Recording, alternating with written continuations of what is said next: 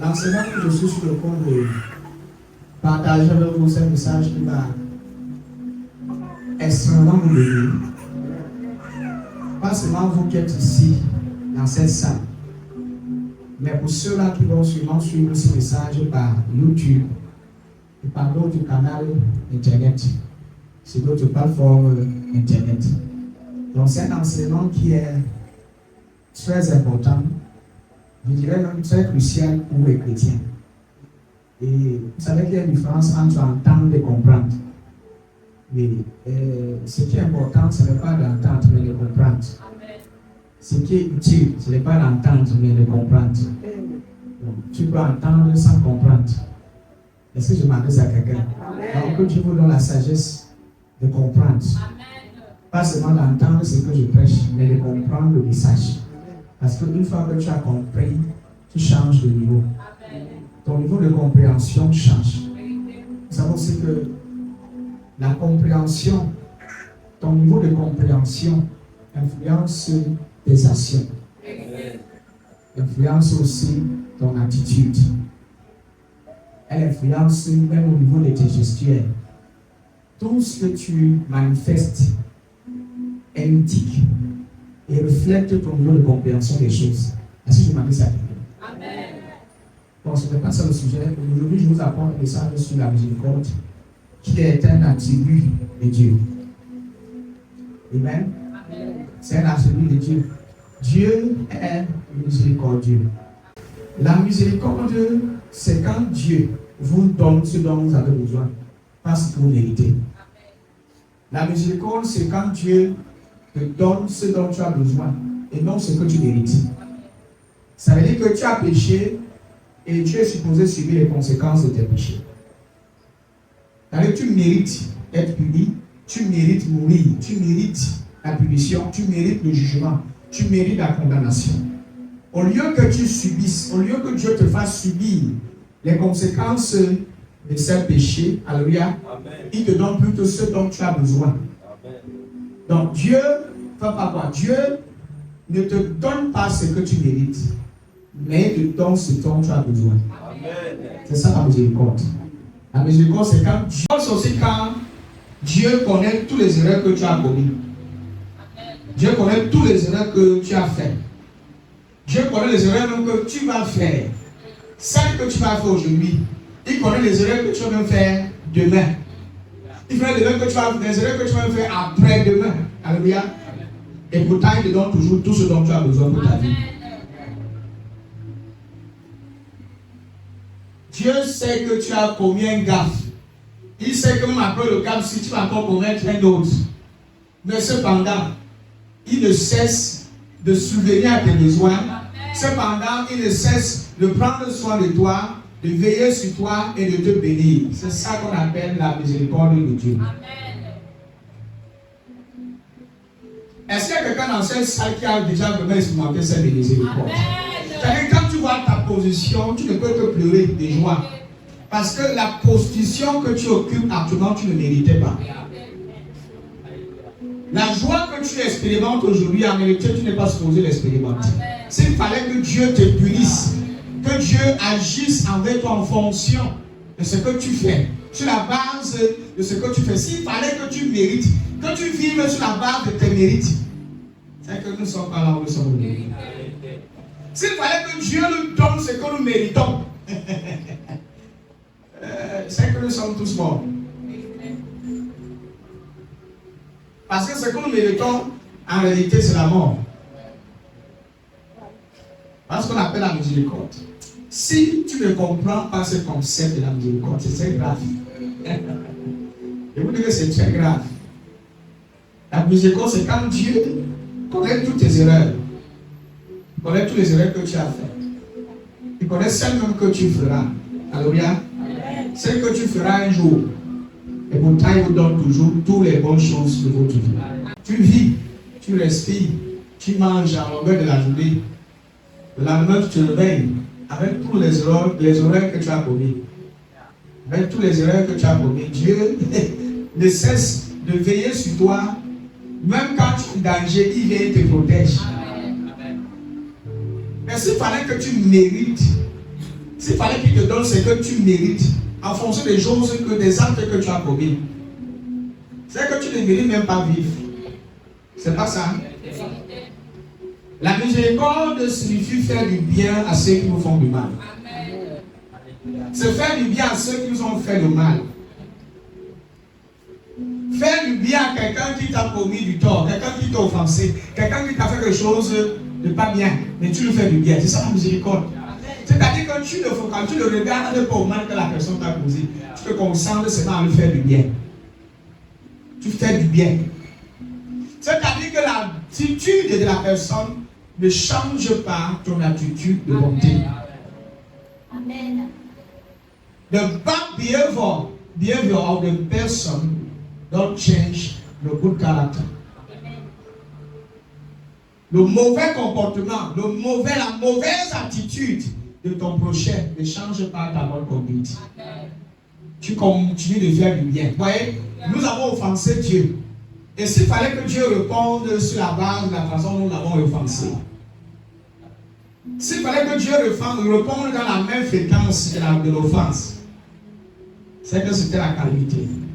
Dieu choisit, c'est la bonne disposition de Dieu à ne pas te punir. Dieu se dispose, alléluia, à te libérer de ta misère et des conséquences de tes péchés. Dieu se dispose à te bénir, à te faire du bien malgré tes erreurs, malgré celles que tu vas commettre demain. Dieu ne change pas sa disposition. Dieu ne change pas l'opinion qu'il a te concernant. Il reste intact. Il reste focalisé sur sa générosité et son bon caractère. Dieu ne change pas envers toi parce que toi tu as changé. Il reste Dieu, il reste bon. Voyez, la bonté de Dieu n'est pas variable, elle n'est pas conditionnée par votre bonne conduite. Dieu ne cesse pas d'être bon quand tu commets une erreur. Il est toujours bon même quand tu commets une erreur. Même quand il sait que tu vas commettre une erreur, même quand il sait que demain tu vas commettre une autre erreur, ton attitude, c'est-à-dire que sa nature de générosité, de bonté, de miséricorde ne change pas envers toi. Je vous ai dit dimanche que Dieu n'est pas schizophrénique, ce n'est pas le genre de Dieu qui maintenant est bon et demain n'est plus bon. Si à quelques secondes, maintenant il est gentil, quelques secondes après il n'est plus gentil. Ça, c'est pas Dieu là-bas. Ce qui caractérise Dieu, c'est la miséricorde. C'est l'une des attributs qui le caractérise et qui le définit, c'est la miséricorde. C'est un Dieu miséricorde, un Dieu de miséricorde. Et je vous ai dit dimanche que si l'humanité n'a jamais fait appel à ce merveilleux Père sans expérimenter sa miséricorde. Tous ceux qui ont fait appel à lui avec un cœur sincère, ils ont expérimenté sa miséricorde. Je n'ai pas encore vu un pécheur qui a dit oh Dieu, dans l'ancienne alliance, Dieu n'a pas répondu. Voilà David qui a dit oh Dieu, aie pitié de moi, dans ta grande bonté, aie pitié. Vous voyez, cet homme-là connaissait flatter Dieu. Et c'est comment David flattait Dieu? Il connaissait décrire Dieu. Vous savez, quand tu veux faire les éloges d'une personne, tu le décris selon sa nature. C'est comme ça que David, l'adoration c'est quoi? C'est dire exactement qui Dieu est. C'est le décrire tel qu'il est. Sans mélanger, sans ajouter à ce qui n'est pas. Sans ajouter quelque chose à ce qui n'est pas. Sans ajouter quelque chose qui n'est pas. Donc tu n'essaies pas de mixer, d'amener quelque chose et d'essayer de le complémenter avec, de mettre ça dans sa nature. Non, Dieu est bon. Il n'y a pas un jour où Dieu ne sait pas si c'était bon. Il est bon maintenant, il est bon demain, et il sera toujours bon. C'est ça que les gens ne veulent pas comprendre. On peut nous mettre sur la religion. Et Dieu change. Il est méchant. Il est bon. Dieu est bon. Mais après, il n'est plus bon. La miséricorde de Dieu est étroitement liée au pardon. Quand Dieu veut manifester sa miséricorde dans ta vie, il te pardonne. C'est ce qu'il a fait au travers de son Fils Jésus-Christ. C'est sa miséricorde qui nous permet de continuer quand nous sommes désespérés. Quand tu penses que tu es tombé, qu'il n'y a plus rien, il n'y a plus d'issue pour toi. Alléluia. Sa miséricorde te relève. Et elle te permet d'avancer. Tu ne désespères pas. Les chrétiens, quand on comprend la miséricorde de Dieu pour eux, ils ne peuvent pas désespérer. Amen. Ils ne peuvent pas abandonner. Ils ne peuvent pas se décourager. Ils ne peuvent pas tomber. Parce que quand tu sais que ton Père est plein de miséricorde, cette connaissance de sa nature miséricordieuse va toujours t'amener à espérer davantage. À ne jamais sombrer dans le désespoir. Amen. Tu as toujours cette espérance que Dieu est avec toi. Amen. Peu importe ce qui arrive. Thank you, Jesus. Amen. Regardons quelque chose dans le livre d'Exode 16, verset 12. Vous allez voir comment Dieu a manifesté sa miséricorde envers son peuple, envers les enfants d'Israël, depuis la nuit des temps. Depuis la nuit des temps, Dieu a toujours manifesté sa miséricorde. Vous allez voir ce que Dieu a fait quand les enfants d'Israël ont murmuré. Ils se sont plaints qu'ils n'avaient pas la nourriture, qu'ils avaient faim. Alléluia.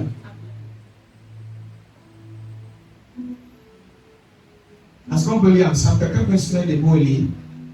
Vous allez voir, regardez ici, lisez-moi ça, mon fils. Vous allez voir comment Dieu les a bénis avec ce dont tu avais besoin, et non ce qu'ils méritaient. Exode 16, verset 12. J'ai entendu les murmures des enfants d'Israël. Dis-leur, entre les deux soirs, vous mangerez de la viande, et au matin, vous vous rassasierez de pain, et vous saurez que je suis l'Éternel, votre Dieu.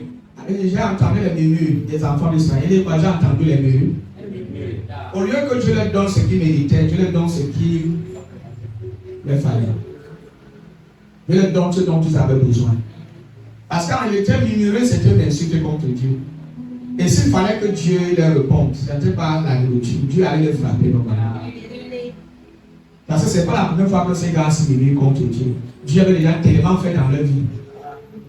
Est-ce un peu miracle que Dieu a accompli dans leur vie ici? C'est la première fois que Dieu souvient à leurs besoins. C'est la première fois que Dieu répond à leurs cris. Malgré tout ce que Dieu pouvait faire pour ces hommes, une fois qu'ils sont satisfaits, ils murmurent encore. Et quand ils veulent demander quelque chose à Dieu, ils demandent ça sous forme de murmures et de plaintes.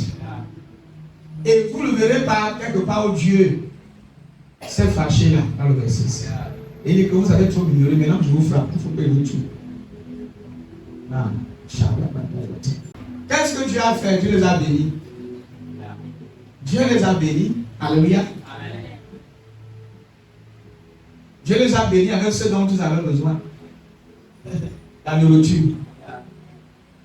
J'ai entendu les enfants des Israéliens parler contre moi. Parler contre eux.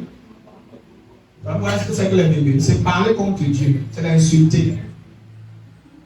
J'ai entendu les Israéliens parler contre moi. Tu leur diras, ce soir, vous mangerez de la viande. Et demain matin, vous aurez tout le pain que vous voulez. Pas que vous méritez.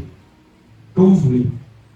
Ainsi, vous saurez que le Seigneur, votre Dieu, c'est moi. Oh my God. Ouais, Dieu les bénit avec ce dont ils avaient besoin, et non ce qu'ils méritaient. Dieu dit à Moïse, je leur donnerai de la viande. C'est ce que Dieu dit à Moïse. Alléluia. Et même dans le Nouveau Testament, vous verrez aussi que Dieu a fait preuve de beaucoup de miséricorde envers Saul. Dans Actes chapitre 9. Avant qu'il soit appelé Paul, l'apôtre Paul était appelé Saul. Dieu, ça c'est au Nouveau Testament, Dieu a fait preuve de beaucoup de miséricorde envers certaines personnes. Non seulement envers le peuple d'Israël qui était sur l'ancienne alliance, parce qu'en réalité, ce que ce peuple méritait, c'était la punition de Dieu. Murmurer, parler contre Dieu, c'est une acte horrible, c'était dangereux. Ce que ce peuple mérite à cet instant-ci, c'est une punition de Dieu. Mais au lieu que Dieu leur donne ce qu'ils méritent, Dieu leur donne ce qu'il leur fallait. Dieu leur donne ce dont eux, ils avaient besoin. Amen. La nourriture et du pain. Amen. La viande, la bonne viande et du pain. Au lieu que Dieu leur donne ce qu'ils méritent, Dieu les approvisionne plutôt que la nourriture.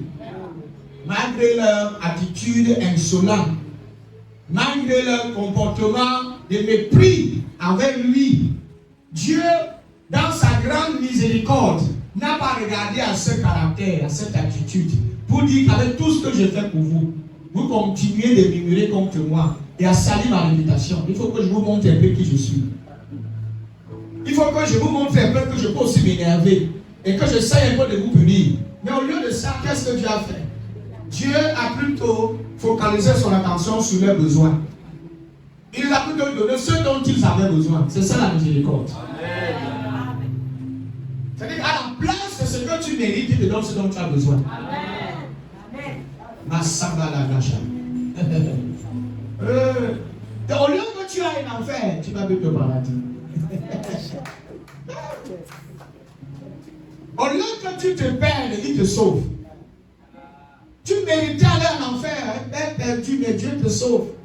Vous voyez, c'est la bonne disposition du cœur de Dieu. Dieu se dispose à prendre soin de toi. Ne regarde pas ce que tu as fait. Parce qu'il fallait que Dieu regarde à ce que nous faisons. Et qu'il nous punisse. Et qu'il agisse envers nous sur la base, en fonction de ce que nous faisons. C'est que c'est grave. Voilà pourquoi quand vous priez, dites toujours merci à Dieu pour sa miséricorde. Je vous assure. Commencez toujours par la paix. Merci pour ta miséricorde dans ma vie. Merci pour ta grâce. Ne commencez pas en pleurant. Oh pitié, non, non, Père, merci. Parce qu'il a déjà pitié de toi. Il a déjà eu pitié de toi. Au travers de son fils, au travers de sacrifice de son fils. Il nous a montré sa miséricorde. Il nous a prouvé qu'il a eu pitié de nous. Nous chantons ça chaque jour, mais nous ne comprenons pas. Ce soir, j'ai essayé de définir ça autrement, d'une autre façon. J'ai essayé de rendre ça un peu plus facile pour que tu puisses comprendre. La miséricorde de Dieu. Dieu qui se dispose à te donner ce dont tu as besoin et non ce que tu mérites. Là, c'est la troisième définition. C'est donner ce dont tu as besoin et non ce que tu mérites.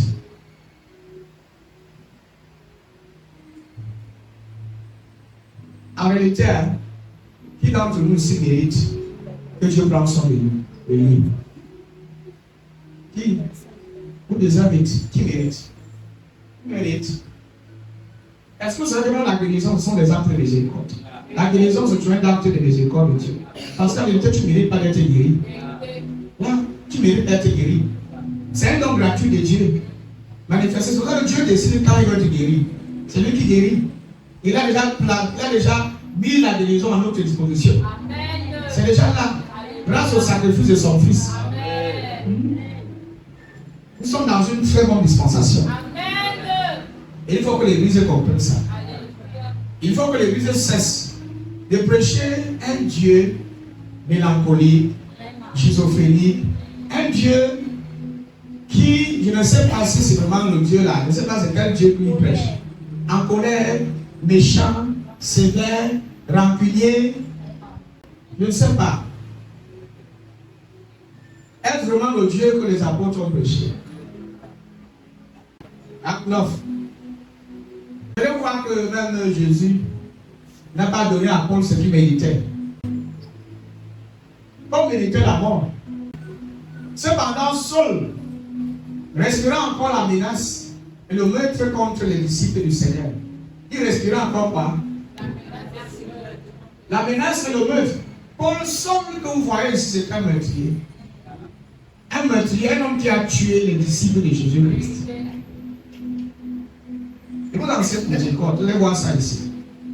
Cependant, Saul respira encore la menace et le meurtre contre les disciples du Seigneur. C'est rendu chez le souverain sacrificateur. Verset plus. Et lui demanda des lettres pour les synagogues de Damas, afin que s'il trouvait les partisans de la nouvelle doctrine, hommes ou femmes, il les amenait liés à Jérusalem. Verset 3. Comme il était en chemin et qu'il approchait de Damas, tout à coup, une lumière venant du ciel resplendit autour de lui. Il tomba par terre et il entendit une voix qui lui disait: Saul, Saul, pourquoi me persécutes-tu? Et il répondit: Qui es-tu, Seigneur? Et le Seigneur dit: Je suis Jésus que tu persécutes. Il te serait dur de regimber contre les aiguillons. Tremblant et saisi de foi, Il dit, Seigneur, que veux-tu que je fasse? Le Seigneur lui dit, lève-toi. Entre dans la ville et on te dira ce que tu dois faire. Les hommes qui l'accompagnaient demeurèrent stupéfaits. Ils entendaient bien la voix, mais ils ne voyaient personne. Seul se releva à terre et, quand ses yeux furent ouverts, il ne voyait rien. On le prit par la main et on le conduisit à Damas. Voici le verset que c'est. Il resta 3 jours sans boire et il ne mangea ni ne but. Reste là. Voilà, regardez ici. Voici un homme qui a tué. Un homme qui allait voir le souverain sur ta terre pour recevoir une lettre de recommandation pour aller à Jérusalem, pour aller traquer, arrêter, frapper, c'est-à-dire que détruire, tuer les disciples de Jésus-Christ. Et avant qu'il n'aille de recevoir cette lettre, il avait déjà tué l'apôtre Étienne. Il avait déjà tué d'autres fidèles disciples de Jésus-Christ. Maintenant, regardez ce qui se passe. Quand il rencontre Jésus-Christ sur la route de Damas, sur le chemin de Damas, avec une lumière apparue, Jésus dit, pourquoi tu me persécutes? Mais la suite, Jésus n'a pas tué Paul seul. Jésus n'a pas donné ce qu'il méritait. Parce qu'en réalité, c'est que l'homme s'y méritait, non? C'était la mort. Une mort avec douleur. Parce que s'il fallait que Dieu, ou bien encore Jésus, lui donne ce qu'il méritait, ce qu'il méritait, c'était la mort. Mais Jésus a donné à Paul donc ce qu'il méritait. Et ce dont il avait besoin. Et ce dont il avait besoin, c'était Jésus-Christ. La chose dont il avait besoin, c'était Dieu lui-même. Quand Jésus s'est présenté à Paul, au lieu de lui donner ce qu'il méritait, il lui donne plutôt ce dont il avait besoin. Lui-même. Il dit, Jésus-Christ s'est offert pour lui-même. Il a dit, désormais tu me servir. Tu seras un disciple de Jésus. Tu seras un esclave de Jésus-Christ. Regardez ici. Quand vous lisez ce passage, qu'est-ce que vous voyez? La miséricorde. La miséricorde. Quand les gens veulent vous amener à croire, il y a des gens qui n'ont pas commis des actes pires comme celui de Paul. Mais il faut voir comment l'Église leur juge, les condamne. Hein? Il y a des gens que le monde a déjà disqualifiés. Le monde, dans le monde, même dans l'Église, nous ne voyons pas les gens de la manière dont Jésus les voit.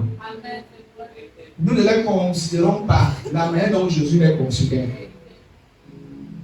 Il y a certaines personnes qui à l'église sont déjà disqualifiées aux yeux de certains. Par rapport à certaines tâches, par rapport à certaines responsabilités. Quand on les regarde, par rapport à leur vie, on les disqualifie. Et on dit que par rapport à sa vie et ce qu'il fait au quotidien, il ne peut pas gérer une telle chose. Il ne peut pas accomplir une telle tâche, un tel service. Il y a certains pasteurs qu'on a déjà disqualifiés. Pourquoi? Parce que le monde, même les chrétiens, ne voient pas les gens sur l'angle de la miséricorde, avec les regards de miséricorde.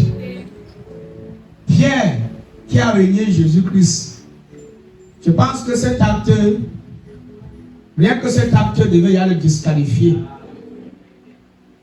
Le fait qu'il a régné Jésus au moins 3 fois, je pense que normalement, s'il fallait que Dieu lui donne ce qu'il méritait, Pierre allait être puni. Et être complètement excommunié du clergé. C'est-à-dire complètement retiré définitivement du clergé. Mais au lieu de cela, Dieu l'a réintroduit. Et Dieu l'a placé au-dessus des autres. La miséricorde. On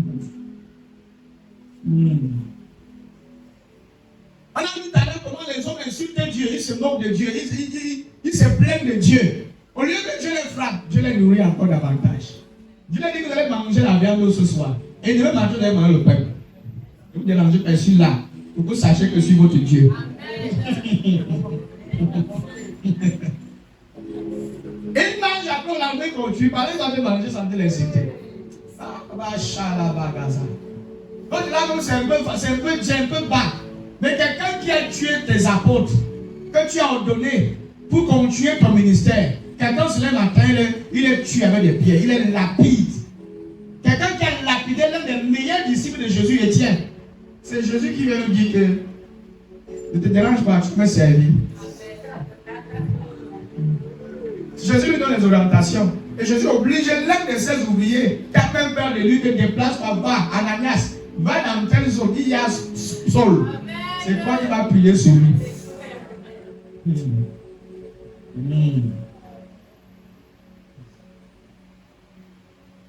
Nous là, c'est que c'est grave. Parce que vous savez que si l'apôtre Pierre ou Jacques, si Jacques avait connu Saul, il allait tuer pour Saul. Parce que Jacques avait peur, il était arrangé contre eux. Eux tous ils avaient peur de lui. Saul, c'était un ennemi des apôtres, un ennemi des disciples. Ils avaient peur de lui. Jésus a l'opportunité de le voir en chemin. Jésus, au lieu de lui dire que mon ami, tu as trop fait. Moi, il te tue. Bye bye. Jésus l'introduit dans le ministère. Jésus nous ouvre. Alléluia. Hein? Non, elle va te tuer. En partant de tuer, on t'arrête à l'autre, on te dit que maintenant là, tu vas servir. Tu vas prêcher l'évangile que tu allais combattre là. Tu vas te joindre avec ceux que tu allais tuer là. C'est les disciples. Dieu n'est pas comme nous. Et on parle de la miséricorde. Qu'est-ce que nous voyons dans l'église? Ce matin aujourd'hui, nous réfléchissons ensemble. Qu'est-ce que nous voyons dans ce texte? L'amour de Dieu. Il n'a pas donné ce que Saul méritait. Il a donné ce dont il avait besoin. Et ce dont il avait besoin, c'était Jésus-Christ. Le monde a besoin de Jésus. Amen. Donnez-leur ce dont ils ont besoin. Et Jésus, c'est la miséricorde. Il a donné parce qu'ils méritent. Parce que quand les gens sortent, quand ils prêchent l'évangile, pas le genre d'évangile qui juge, qui condamne. En d'autres mots, on veut leur donner ce qu'eux méritent. Tu as péché, tu vas mourir. Et certains pensent que ça c'est le message. Pour eux, ils pensent que c'est le message. Pour eux, ils pensent que c'est ça le message. C'est ça l'évangile. La Bible nous enseigne que la nature et le caractère essentiel de Dieu, c'est la miséricorde. Amen. C'est ce que notre Bible nous enseigne. Que la nature de Dieu, c'est la miséricorde. Ce qui le caractérise même, c'est sa miséricorde. Il est miséricordieux.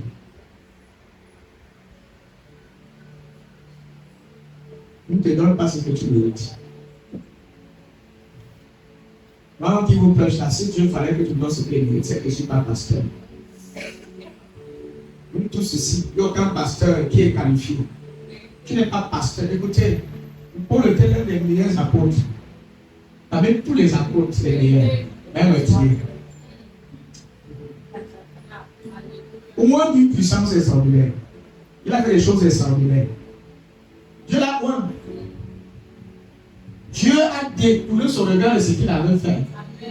Il a eu pitié de lui. Il a laissé. Nous savons qu'il n'a pas un jour tu vas le pardonner. Jamais. Ce qu'il a fait, jamais. Impardonnable. C'est impardonnable. Voilà. Et les gens que tu n'as jamais pardonné toute ta vie, tu n'as jamais les pardonner toi.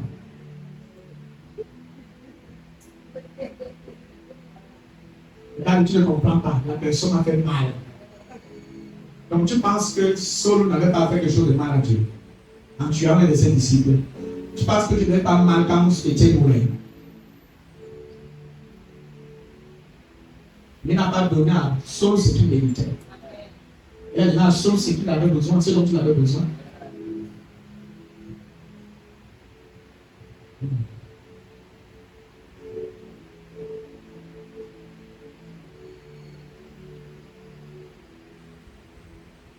Alléluia. Amen. La miséricorde n'est pas seulement une action de Dieu. C'est sa nature. Amen. Ce n'est pas juste une action que Dieu manifeste. Non, c'est sa nature. C'est qui Dieu est. Quand tu pries, sache que quand tu parles à Dieu, là, tu parles au Dieu de miséricorde.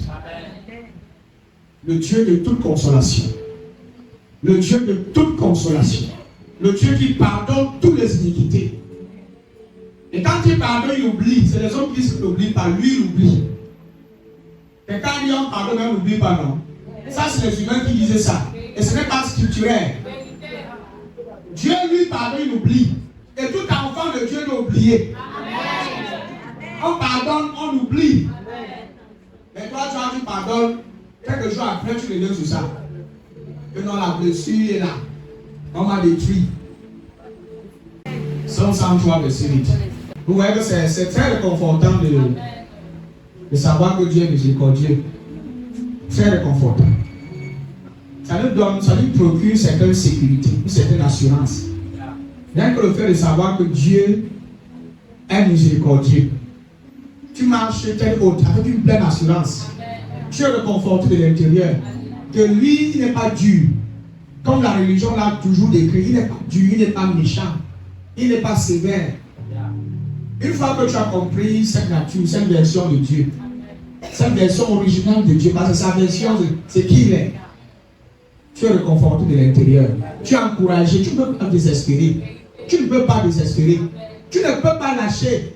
Vous savez, le chrétien qui ne sait pas, qui ne connaît pas la nature compatissante et miséricordieuse de Dieu, il est une cible entre les mains du diable. Il est une cible. Il est facilement manipulable par le malin. On peut facilement le manipuler. On peut facilement le décourager. Il suffit que le diable vienne un peu l'index sur les bêtises que tu as fait. Et il te fait croire que comme tu vois là, moi, Dieu n'est pas avec toi. Dieu n'est pas avec toi. Si vous regardez l'histoire de Jonas, vous verrez ce qu'on appelle la miséricorde de Dieu. La miséricorde de Dieu, l'histoire de Jonas. Dieu n'a pas donné à Jonas ce qu'il méritait. Dieu a donné à Jonas ce dont il avait besoin. Quand tu fais la mission, Dieu dit que tu vas sauver me servir. Il te met dans l'eau parce qu'il est sur le point de. Son avis avec ses personnes sont sur le point de se sombrer, de se noyer. Alléluia. Jonas, c'est un homme que Dieu appelle, Dieu désigne, Dieu dit que je t'envoie à Ninive. Va à Ninive délivrer mon peuple parce qu'ils sont trop péchés. Il faut que tu ailles les annoncer une bonne nouvelle. Et cette bonne nouvelle-là, c'est le message de la repentance. Il faut qu'il change. Jonas dit à Dieu que moi je ne suis pas par rapport à la mission. Moi je ne veux parler. Et je ne suis même pas prêt. Je ne suis même pas par rapport à tes histoires que tu peux m'envoyer. Je ne veux pas la peine. Je ne veux pas prêcher l'évangile. Je ne veux pas prêcher. Et je n'irai nulle part. Il voit que c'est grave. Il prend la route, il veut fuir. Il entre dans une grosse navire. Et dans cette navire, il n'est pas le seul dans la navire. Il y a plusieurs dans cette navire. À un niveau, il constate que la navire est en train de se noyer. Et c'est lui maintenant qui va dire à tous ceux-là qui sont dans les navires que c'est à cause de moi. Moi, j'ai refusé d'obéir à Dieu. Je me suis rebellé contre l'appel de Dieu dans ma vie. Pardon, jetez-moi dans l'eau là. Vous allez voir que les vagues, les tempêtes, si vous voyez là, ça va cesser. Les gars ont dit que le Dieu, parce qu'il les a prêchés, que lui, il sert Dieu, il dit il sert l'Éternel. Il ne sert pas d'autre Dieu. Il ne prie pas les idoles. Il prie Dieu. Il dit que lui, il est croyant. Mais il est croyant en Dieu, mais il veut parler à Ninive, il veut prêcher l'évangile. Et il constate que la barque est sur le point de se nouer, la navire. Il dit, ok, jetez-moi. Les gars, nous avons fait une prière. Les gars ont prié que nous, on n'est pas dans tes problèmes avec Dieu. Non, le Dieu de Jonas. Dieu de Jonas. Regardez-nous. Nous ne sommes pas coupables. On n'a rien à voir avec ton histoire, avec ton fils. C'est que nous, on veut vivre. Et on veut vivre. Quand ils ont jeté le gars dans l'eau, à l'instant même la navire s'est stabilisée. Nous avons fait les sacrifices, les holocaustes au Dieu de Jonas. Nous avons dit que les faux dieux qu'on a dû avoir, on ne l'adore plus. On se convertit. Désormais, on adore le Dieu de Jonas. Jonas s'est retrouvé dans la vie que Dieu avait déjà destiné une grosse baleine. C'est-à-dire que le poisson avait été créé spécialement pour porter Jonas. Pour l'avaler. Il était déjà là, il a gardé la bouche ouverte. Quand le gars, dans la bouche, et certains disent que Jonas était dedans. Quand il priait dans le ventre du poisson, il était mort. Jonas s'est retrouvé au séjour des morts. Et le fait qu'il avait le ventre du poisson symbolisait la mort et la résurrection de Jésus-Christ. C'est un mystère. En réalité, quelqu'un comme lui qui a refusé de servir, ce qu'il méritait, c'était quoi? La mort. Il est même mort, mais Jésus l'a ressuscité. Dieu l'a ressuscité d'entre les morts. La Bible, à un certain niveau, le poisson a le vomi à Ninive. Donc, Dieu a voulu changer le mode de transport. Et laisse le navire. Tu voyages en sous-marin. Quand tu es trop miracle, non, tu es trop fort là. Tu vas nager, tu vas aller en bas. Tu vas emprunter une autre voie. C'est comme ça que le poisson l'a vomi à Ninive. Et Jonas s'est mis à pêcher. Alléluia. Le poisson l'a vomi sur la terre. Alléluia. Jonas a prêché l'évangile. Et plusieurs vies ont été changées. Le roi même de Ninive s'est converti. Il s'est repenti avec toutes les autres autorités de son pays. Ils se sont soumis, ils ont accepté le message de Jonas.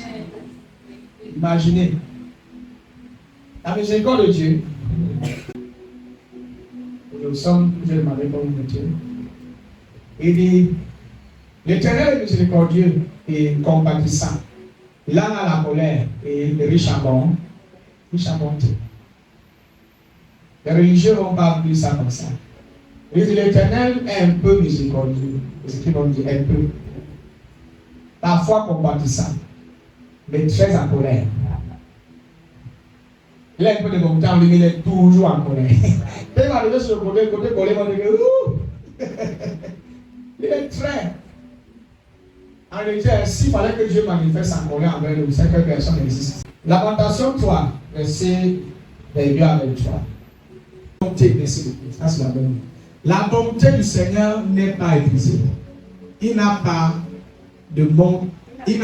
fini de montrer son amour. Verset 23. Chaque matin, sa bonté et son amour sont tout neufs. Chaque matin. Oui, ta fidélité est liée. Hey, my God. Oh, Jésus. Il dit chaque matin, sa bonté et son amour. Donne la version de second encore, s'il te plaît, le verset 23. Et elle se renouvelle chaque matin. Oh, que ta fidélité est grande. Dieu est fidèle à renouveler sa bonté chaque jour dans ta vie. Parce qu'il il est fidèle. Donc il n'y a pas un jour Dieu change. Dieu s'énerve. Dieu dit que je suis fatigué de te montrer ma bonté et ma compassion. Cette fois-ci, je change ta vie. Non. Dieu ne changera jamais ta vie. Les bontés de l'Éternel ne sont pas épuisées. Ça veut dire que Dieu, il n'y a pas un jour Dieu est en manque de bonté. Ou bien le stock est fini. Non, ça ne manque pas. Ses compassions ne sont pas à leur terme.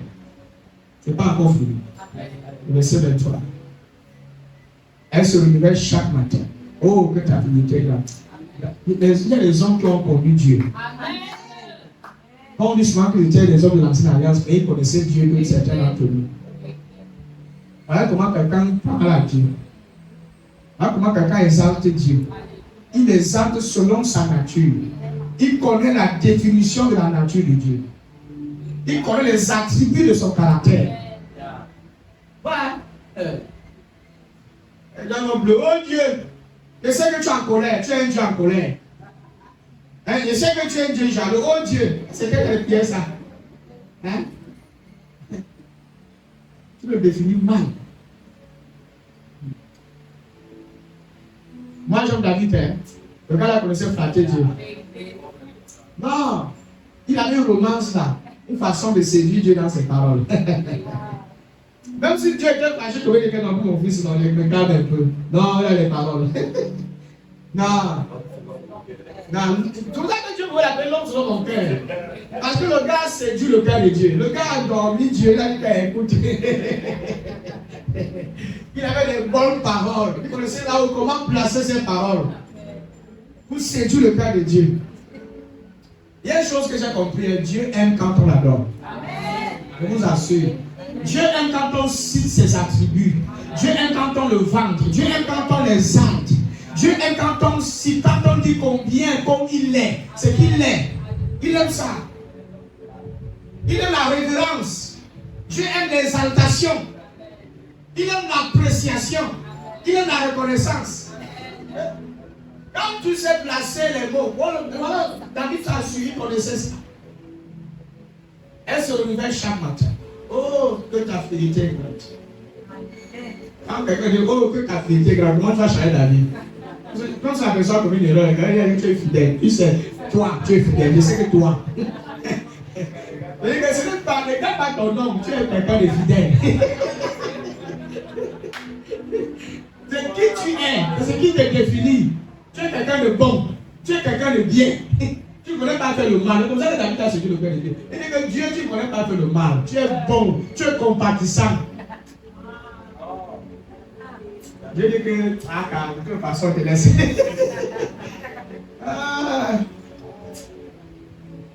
Voilà pourquoi la meilleure façon de prier dans la nouvelle alliance, c'est une prière de reconnaissance. C'est une prière d'action de grâce. Père, merci pour ton sacrifice. Même quand tu tombes, même quand il arrive que tu faillis, quand tu veux prier, Père, merci pour ta miséricorde manifestée. Merci pour ton amour, ta compassion envers moi. Merci pour ton sang que tu as versé. Rappelle à Dieu ce qu'il a fait pour toi. Rappelle-lui ce qu'il a fait pour toi. Romains chapitre 9, verset 14. Y a-t-il un Dieu de l'injustice? Loin de là. Verset question. Car il dit à Moïse, je ferai miséricorde à qui je fais miséricorde. Et j'aurai compassion de qui j'ai compassion. Là, toi qui vas chanter Dieu, il y a qui fait comme il veut. Verset 16. Ainsi donc, cela ne dépend ni de celui qui veut, ni de celui qui court, mais de Dieu qui fait miséricorde.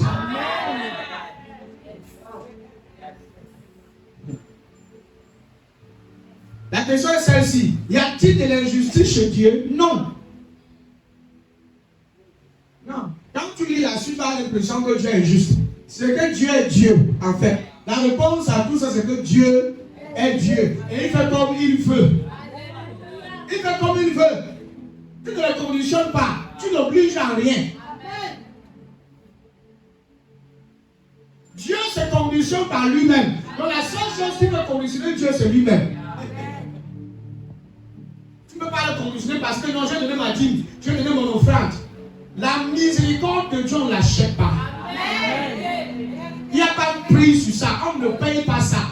Ni avec tes bonnes œuvres, ni avec ton offrande, ni avec tes dîmes, ni avec tes bonnes actions de charité. Tu n'achètes pas sa miséricorde. Dieu fait miséricorde à qui il veut faire miséricorde. Et l'homme que toi tu vois, que tu disqualifies comme étant le plus grand bandit, que lui ira directement en enfer. Tu le vois au ciel à droite de Dieu. Et avec la couronne sous sa tête. Parce que Dieu a choisi de lui accorder sa miséricorde. Dieu s'est disposé à lui donner sa miséricorde. Ainsi donc cela dépend de celui qui court. Regardez verset 14. Verset 14. Hein? Il dit que Dieu nous donne, y a-t-il un Dieu de l'injustice loin de là? Donne notre version, ma fille. Notre version. Qui essaie de rendre ça un peu plus facile. Qu'est-ce que cela veut dire? Est-ce que Dieu est injuste? Sûrement pas. Ici, il dit que ce n'est pas possible. Sûrement pas. Le mot sûrement pas si là, c'est child and a lie no. Car Dieu ne plaise. God forbid. And I'm not God forbid. Ça ne peut pas exister. Il n'y a pas d'injustice en Dieu. Dieu n'est pas injuste. Verset 15. Ça m'a fait. Il dit, en effet, il a dit à Moïse, j'aurai pitié de qui je veux avoir pitié. Donc la version, vous voyez comment il définit le mot compassion. Non? Par pitié. Il a dit, j'aurai pitié de qui je veux avoir pitié.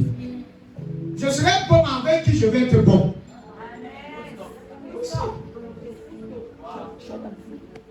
Mais toi, tu es les gens que nous avons déjà disqualifiés, nous là. Depuis très longtemps, on appelle le Seigneur, viens t'asseoir, on va te dire, celui-ci là, prends nos petits, voilà, en fait, vas-y. Lui là, il n'est pas appelé à être pasteur, il peut pas être pasteur. Lui, il peut pas être apôtre. Lui, avec tous les péchés qu'il a commis, il ne peut pas être qualifié. Écoutez, c'est la miséricorde de Dieu qui nous qualifie. C'est sa miséricorde. Nous sommes ce que nous sommes grâce à sa miséricorde. Si je peux me tenir ici et prêcher, c'est parce que je suis juste. C'est sa miséricorde. C'est grâce à sa miséricorde.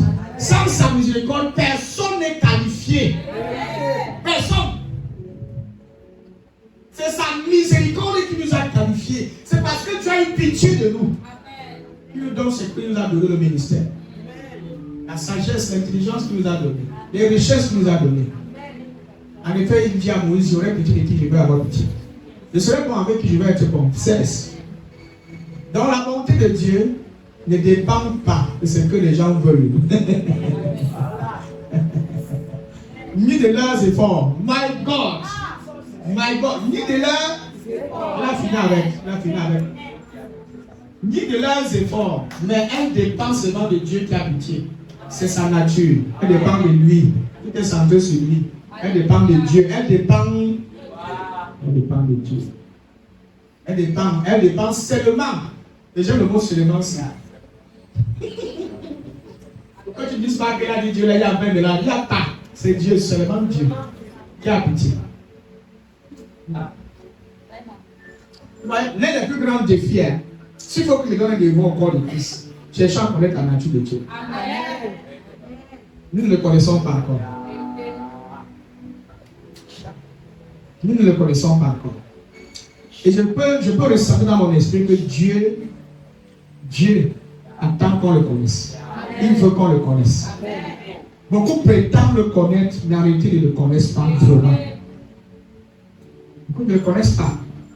Dans sa nature véritable, beaucoup ne le connaissent pas. Beaucoup ne le connaissent pas dans son intégrité. L'Église a mal défini Dieu, je vous assure. On l'a très mal défini. On l'a très mal interprété. On l'a aussi très mal introduit. Très mal présenté. L'image que le monde a de Dieu, c'est une image très fausse. Une image très élevée qui n'est pas exacte. Parce que beaucoup pensent que Dieu fait miséricorde à ceux-là qui ont fait quelque chose. C'est ce que la religion nous enseigne. Dieu a pitié de ceux-là qui ont dû faire quelque chose. Donc, tant que tu ne fais pas quelque chose de particulier qui attire l'attention de Dieu, il ne peut pas avoir pitié de toi. Donc, si tu veux attirer sa compassion dans sa miséricorde sur ta vie, il y a des choses que tu dois au préalable faire. Il y a certaines attitudes, il y a certains nombre de principes que tu dois d'abord respecter avant que Dieu ne décide de te créditer sa miséricorde, de te bénir avec sa miséricorde. C'est faux. Il dit que ça ne dépend pas de leurs efforts. Ni de leurs efforts, ni de leurs efforts. C'est pas parce que tu as fait quelque chose. Vous voyez donc que la miséricorde, c'est un don de Dieu. En grosso modo, non. En résumé, c'est gift of God. C'est un don que Dieu vous donne gratuitement. Et quand tu reçois un don comme ça, tu vois que c'est Dieu qui a choisi. C'est Dieu qui s'est disposé à avoir pitié de toi. Tout ce que tu peux faire, c'est dire merci, Seigneur. Dis merci. Parce que ce n'est pas grâce à tes efforts. Ce n'est pas parce que tu as fait quelque chose d'extraordinaire, de particulier. Dieu n'est pas injuste. Le brigand sur la croix est allé au paradis pour rien. Il n'a rien fait. La miséricorde de Dieu l'a mis au paradis. Il a dit quoi de spécial?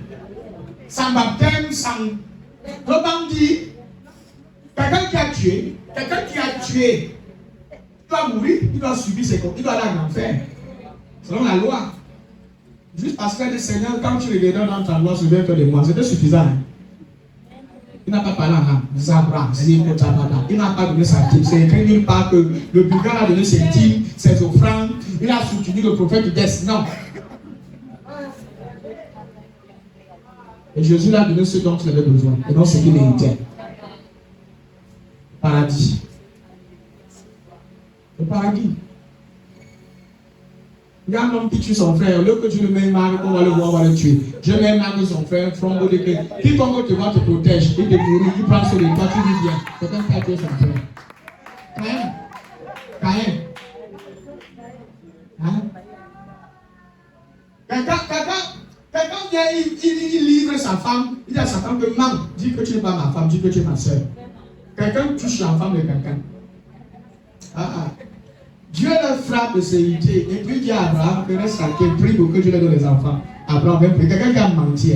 Au lieu que Dieu le frappe, Dieu le laisse tranquille. Et Dieu dit qu'il prie. Il a menti. Il a même mangé la dot de sa femme. Gratuitement. Hein? Sarah. Dieu ne l'a pas blâmé. Nulle part tu vois Dieu blâme Abraham. Dieu dit à Abraham, mon fils, tu es exagéré. Comment tu peux mentir comme ça? Abraham, tu as trop fait, c'est pas bien, il faut que tu te guérisses. Nulle part. Au contraire, le gars, il est rentré avec les charlots remplis d'argent, de nourriture, un gros menteur. Il rentre chargé. Parce qu'il sert un Dieu plein de miséricorde. Si je t'en fais nous encourager à aller faire des choses qui ne sont pas bien, non. Je vous révèle juste la nature véritable de notre Père. Il est plein de miséricorde. La religion nous a trop insulté, nous a trop insulté Dieu. Oui. Parce que la religion a trop insulté Dieu. Il y a le fatigué du mensonge. Il y a Tayat. S'il fallait que Dieu donne aux hommes ce qu'ils méritent à lui, on sait que l'humanité a détruit depuis longtemps. S'il fallait que Dieu les punisse en fonction de ce que nous méritons, c'est pas ça. Non, s'il fallait que Dieu nous donne ce qu'on mérite. Il ne parle pas de nous, il parle de l'humanité en général. On sait que ce que les moments même petit. Même l'autre, parce que le temps de l'autre là, il n'est même pas passé, la population n'était pas assez nombreuse comme aujourd'hui. Le péché n'était pas assez fort. Aujourd'hui, le niveau du péché, si c'est sur 100, ça veut dire 200 sur 100. Alléluia. C'est 200 sur 100. On va dépasser le taux. Le taux de péché. Pas seulement dans le monde, même dans l'église. Nous sommes dans une dispensation où Dieu a pitié et Dieu montre sa compassion. Voici le compteur, en fait, l'idée, la pensée que je voulais partager avec vous ce soir. Cette pensée. Que, en marchant avec Dieu, n'oubliez pas que c'est un Père rempli de compassion. En parlant de lui, parlez de lui en tant qu'un Père plein de compassion. Le monde a besoin d'entendre ça. C'est ça le message dont le monde a besoin d'entendre. Pas le message tel que l'Éternel est fâché. Et Dieu veut punir. Je sens que tu veux frapper la terre. Je sens que ça c'est le temps où Dieu est vraiment en colère. C'est l'heure. C'est l'heure. L'heure est arrivée. Glory! Glory! Alléluia! Quelqu'un dit à ma Father. Dis à ma Père. Je suis à la fin de mon message. Que Dieu vous bénisse.